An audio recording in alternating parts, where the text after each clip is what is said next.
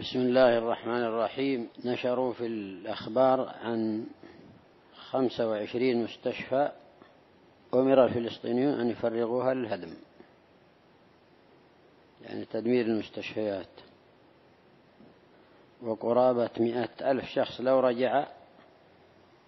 لو قدر مثلا أنه رجع ما هناك حرب ما عاد عندهم بيوت، هدموا ديارهم، والله المستعان. فكثير من الدعاء على الكافرين وللمسلمين،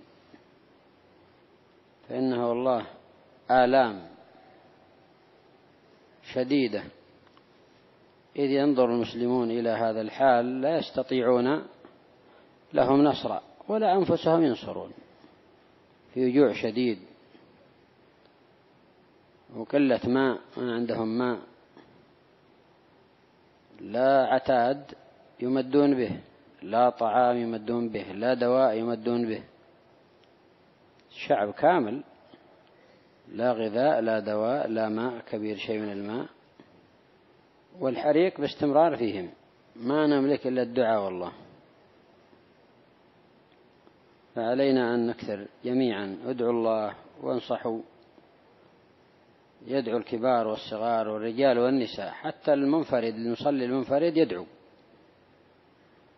والمرأة في بيتها تدعو في صلاتها وغير صلاتها، وهكذا.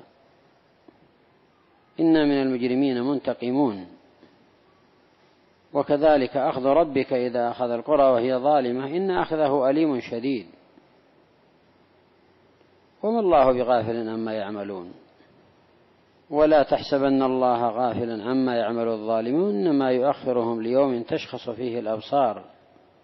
فما صدقوا، وحماس تفتح لهم الطريق إلى قتل المسلمين هناك وإلى احتلال البلاد وإخراج ساكنيها، وهذا يدل على تواطؤ خبيث بين الرافضة وبين اليهود بضرب المسلمين، كما صنع ابن العلقم من قبل مع التتر، يدل على خيانة، وإن كانوا أيضا ليسوا تاركين لهم.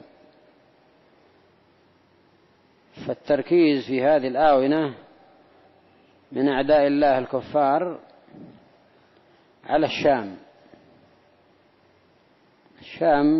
أثنى عليها رسول الله صلى الله عليه وسلم: إذا فسدت الشام فلا خير فيكم، إذا فسدت وطاحت الشام والله ما عاد بقي المسلمين جناح إلا أن يداركهم الله برحمة.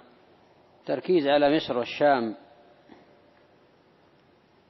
وبما فيها أيضا لبنان التي يسكنها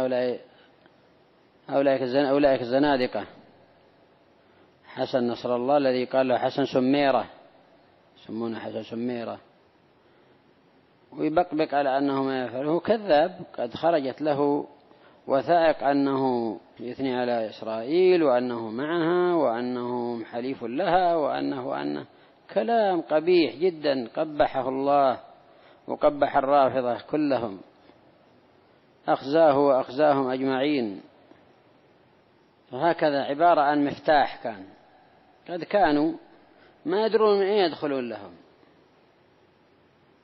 حتى عملوا لهم هذا المدخل عن طريق حماس الإخوانية المترفضة، الإخوانية المتشيعة.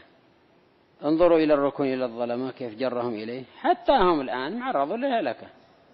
ولا حول ولا قوة إلا بالله. نسأل الله سبحانه أن يفرج، أن يعجل بالفرج، نسأل الله أن يعجل بالفرج وأن يمكن لدينه في أرضه.